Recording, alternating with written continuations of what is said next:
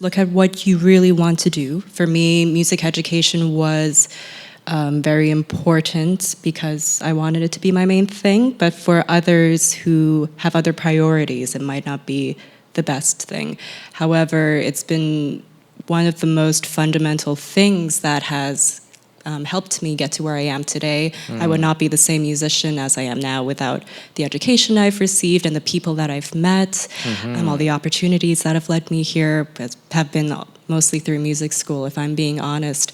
But if people aren't interested in that, if let's say that, I don't know, maybe it's something they want to just pick up how to learn how to songwrite on the side. Depends on what kind of music, what kind of vision, what do you want to know in order to express what you want to say.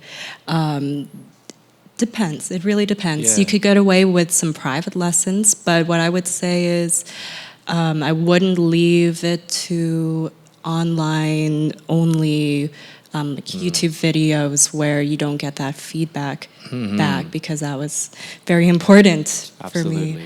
I don't think you can get too far without having that feedback from a private instructor or a collection of private instructors. It kind of starts when you go into music school. For me, that was my experience. I treated it that way. I would even make a point to kind of dress up a little bit going into music school, because this is my image.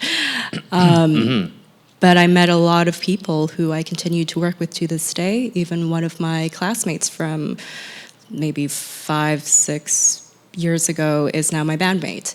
Nice. And a lot of the opportunities, the first opportunities I got for composition were also through that school. I've gotten teachers and classmates to connect with me even years later.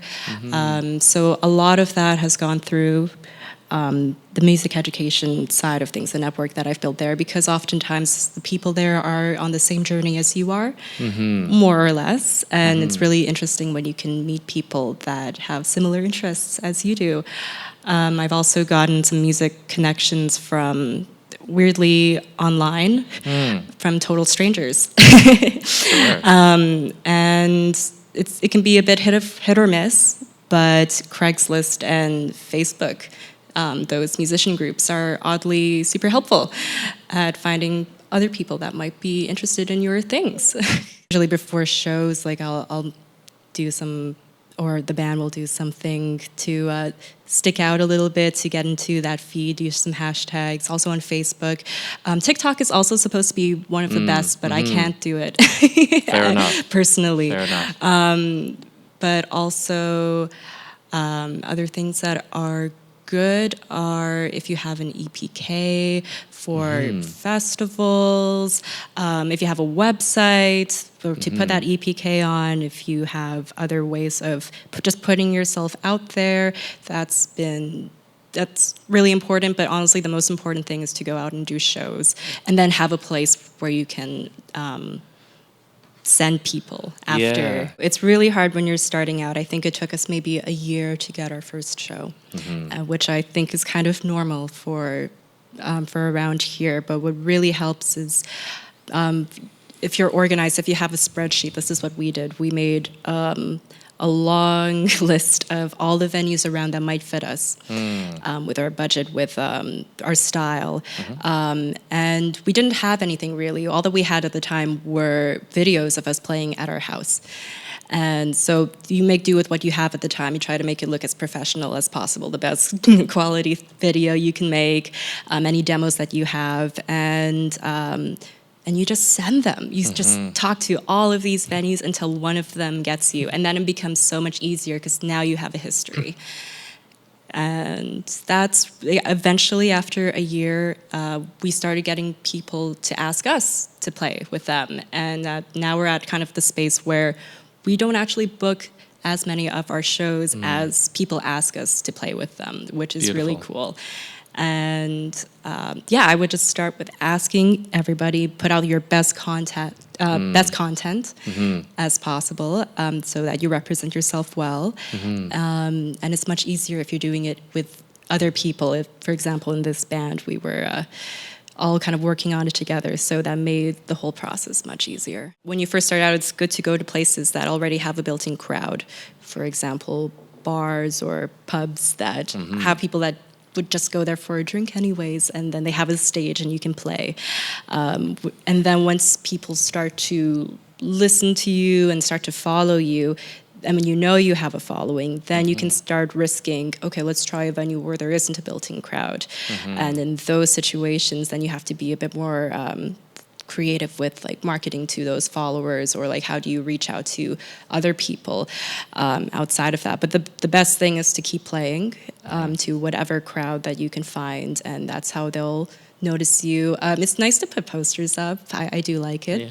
And some people will check it out, but yeah, truly the best thing is to just play and keep playing. There are things that help, but it is stressful. It's hard. It's hard because you can't just do things like you can't just make art. You have to market yourself like a business. You have to somehow get yourself out there, which I hate, but it has to be done. So you got to do it.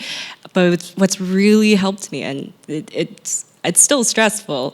We still hate doing it. But what's really nice is to have, in my case, a group of people who you can utilize their strengths, and we can split up the responsibilities. So sometimes it's much easier to motivate yourself to, okay, now I have to make a poster. I need to post something about the upcoming show. I need to write to all of these venues. I need to apply for grants. I need to mix. I need to record myself, because you don't have the budget at first to necessarily do it otherwise. And then when you have a group of people who can do it with you, it's much easier to be like, hey, do you want to get together tomorrow and work on this and brainstorm together, and you empower each other quite a bit. And it also puts the pressure off of you, because now it's our project and not your project, which it depends on what you want. Some people really want a solo project where everything is them, and I get that. I really do. I was even like that when I first started out, because it seemed like the cool thing for a career to be like, yes, me. This is my career. It's still my career. I consider this, but it's in a way where it's the things that I'm producing now, the output is so much more interesting and more than what I could possibly do on my own, because now there's everybody pitching in to it. So in the band, we all kind of bring our own ideas. We will usually, like, one person will bring an idea, and then with that person's vision in mind, we all kind of collaborate and add things to it. For me, for composition-wise, like how I've bridged that, like the processes are a bit different in a way, but also kind of similar. For composition, it was really hard for me to have inspiration because of the nature of the stuff that I was composing. There were things that I liked to listen to that were in that kind of vein, but it was hard to be like, oh yes, I really like this composer or this kind of song. I'm going to write that, because there was always that element, as I mentioned earlier, of this isn't original enough, this isn't new enough. And it wasn't accessible enough, and it wasn't what I wanted to hear. But then when we started this band, it suddenly became so much easier to write what I wanted to write, to feel okay with it, to enjoy it. And the process has been, honestly, I could have inspirations, and there are things that I like that I'm sure that I put into there. Like, I'll listen to something and be like, that sounds really cool, now I'm going to write it my way. But oftentimes I just try something, and I try something, and I try something else, and I fail, and then I keep trying, and then eventually I like it. And then I'll bring that to the band. And yeah, actually, that's kind of the same with composition as well, but with a little less limitations. When I went to music school, my perspective of what I really wanted to write and what I wanted to listen to changed. And then once I was out of music school, that also changed again. And this band is interesting in the sense that we all come from different backgrounds, different musical influences, but most of us also came from music school. So we have that way of connecting with each other. We have kind of similar interests, even though they are unique and different in their own ways. So we have that bit of classical influence in there. So for me, when I was studying composition, I learned all of these things that were suddenly so much more beautiful to me now that I could understand it. There was also the side of it that was wow, this is a niche that I don't exactly want to continue in because of various reasons. I think I'm there was this feeling where you had to constantly create something original to move the wheel forward, to make something truly contemporary and interesting.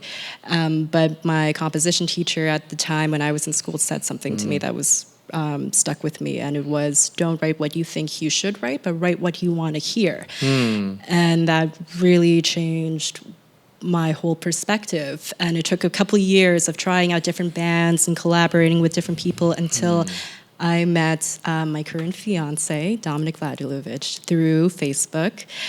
He had posted on Vancouver Musicians, this Facebook group, a demo or two of some songs he was interested in starting a band. And I listened to it, and I was like, that is it. That is so interesting to me. It has things that I think are so beautiful from what I think are, well, from what I thought was beautiful from my experience at music school. And there was that classical element in it, but it wasn't that. It wasn't trying to be something. It just was, and it was so natural, and it was so beautiful and interesting. So I messaged him, and that's kind of how it started. My neighbor at the time, it's still my neighbor, but now we've just switched sides in the house. It's different basement suites. She went to music school with me, and I had asked her to join the band, and there was that kind of connection where, okay, this can work. We get each other. And then we added more people, and then eventually it was its thing. And it's been really fun to jam with people who have that same kind of experience, where they, like, it's original, we write original things, but with the mindset of, we have this background and we can really use it to enhance our language of what we want to put out there.